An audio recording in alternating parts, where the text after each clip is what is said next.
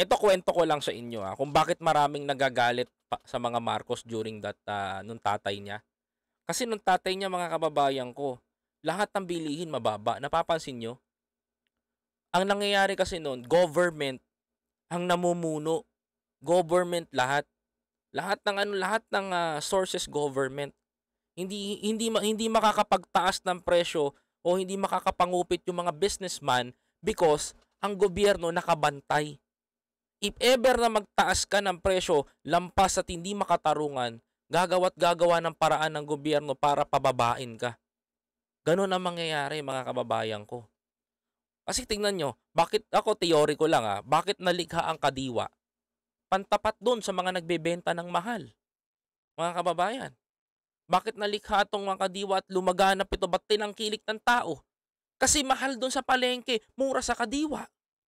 Tama, mga kababayan ko? Kung ang itlog sa palengke ay 4 na piso, sa kadiwa 2 piso. Hindi doon ako sa kadiwa. Kung ang gulay doon sa palengke ay 10 piso, sa kadiwa 5 piso. Ganong tinangkilik ng tao. Kahit saan kayo pumunta, ganyan ang estilo ng mga Marcos. And right now, mga kababayan ko, kaya right now, sabi ko nga sa inyo, bakit marami nagagalit sa panahon ng tatay niya mga businessman? Hindi kasi makapagnakaw. Hindi makapag-control ng presyo, hindi sila makapagtaas because nakabantay ang gobyerno. And right now, mga kababayan ko, I'm very happy na ganyan ang ginagawa ni Pangulong Bongbong Marcos. I know na marami siyang makakabanggang businessman na katulad nito, mga kapatid, na ayaw magpadisiplina. Alam ko marami makakabangga si Pangulo, 'di ba? Dahil pinipigilan niya yung mga katarantaduhan nito ng mga oligarko. Kaya nung panahon, nung tatay niya, ganun-ganun na lang lumabas yung mga tao, yung mga mayayaman, yung mga ayaw sa gobyerno dahil hindi sila makapagtaas at nagsama-sama sila sa EDSA, pinatalsik nila si FEM nun. Some of them is businessman. Self-interest, ika nga nila. Pang sariling interest yung kanilang iniisip. Kaya nga ako, hindi nga ako naniniwala dun sa people power Kasi hindi naman mga masang Pilipino yun Mga manggagawa na mga businessman yun, mga kababayan ko. Imagine ninyo, sino pwedeng mag-hoarding? Kaya ba mag-hoarding ng retailer? Hindi kaya mag-hoarding ng retailer. Kasi bakit? Nagpapaikot lang ng pera yan. Ang may kaya at kakayanan mag-hoarding, oligarko. Yung mga may mga naglalakihan na mga warehouse, mga kababayan. Huwag kayong magalit doon sa mga nasa palengke. They are victim. Mga kababayan ko, biktima sila dito sa pakana ng mga to. Kaya expect ninyo, marami pang magagalit kay Pangulong Ferdinand Bongbong Marcos na mga businessman because of ganitong taktika.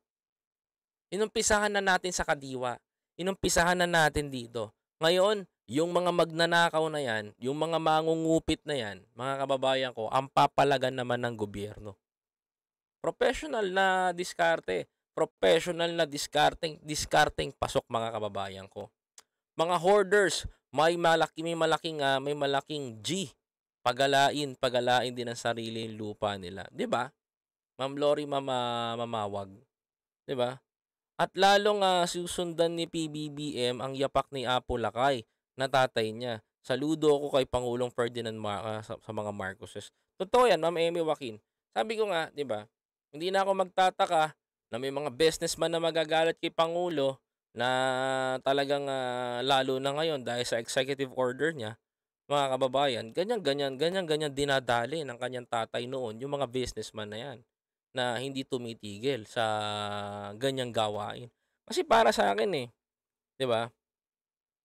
Dito ako para sa akin natutuwa ako kasi pro-Filipino yung mga Marcos. Bakit? Bakit ko ba nasabing pro-Filipino sila? Magsasaka yung tatay niya. Probinsyanong magsasaka. Alam mo si FEM, sabi niya ganun. Ayaw nila sa isang probinsyanong magsasaka. Yun ang description ni FEM sa napanood ko, mga kababayan. Sa isang probinsyano na marunong sa pagsasaka. 'Di ba? Ganyan ko nakikita si FEM kaya I know the reason kung bakit malapit ang mga farmers sa mga Marcos, mga kababayan. At talaga susundan ni Pangulong Ferdinand. Totoo 'yan, ma'am. Sa kadiwa po, kadiwa kayo bumili para sa para promote natin. Totoo 'yan, Ma'am Lori mamawag. Totoo 'yan, ma'am. Alam mo suportahan natin. Wala namang masama sa Kadiwa store kung bibili kayo eh. Mura po ang bigas do'n, mga kababayan ko. Kaso nga lang kontrol. Tig pa 5 kilos lang per family. Meron din naman sa meron din naman sa sorry. Meron din naman sa meron din naman tayong mabibili sa Kadiwa na murang frozen meat na branded. May mabibili tayo sa Kadiwa na murang mga bilihin. Kagaya kahit nga merienda meron na rin doon eh. Hotdogs, mga puro mura as in bagsak presyo lalong-lalo na sa mga produkto ng gatas, Nestle, kape. Isang one-stop shop ka na, andodoon ka na, napakalinis pa mga kababayan ko. At hindi na din gagana ang people power. Hindi na gagana kasi takot na ang mga tao gising na mga Pilipino. Gugustuhin pa ba natin bumalik sa hirap kaysa pabangon tayo, mga kababayan? Doon na tayo sa pabangon tayo kaysa sa pahirap tayo, mga kapatid. Anong gugustuhin nyo? Babalik pa? Hindi tayo babalik doon. Kaya nga nilalabanan ng ating Pangulong Ferdinand Bongbong Marcos yung mga yan, mga kapatid. Dahil expect the unexpected, mga kababayan ko. Mga mayayamang bilyonaryo na naman ang magpapasakit sa gobyerno natin. Mga mayayamang bilyonaryo na naman ang magbibigay pahirap sa mga kababayan natin. Totoo lang tayo sa sinasabi natin, mga kapatid. 'Di ba? Ayan sabi dito pa siya, hello po sa inyo, Hans Christian. Ayan. Sabi pa dito, tama po si PBBM, may malasakit sa kapwa, patas, walang mahirap, walang mayaman. I agree with that. Arsenio Sanchez. Totoo yan. Ito, sabi pa dito, ni tapos yung mga reklamador talaga, yung mga negosyanteng ayaw nila bumaba ang kita nila. Bibili na nga lang sa kahit saan. Ayan lahat ng halimbawa blank, may tax doon.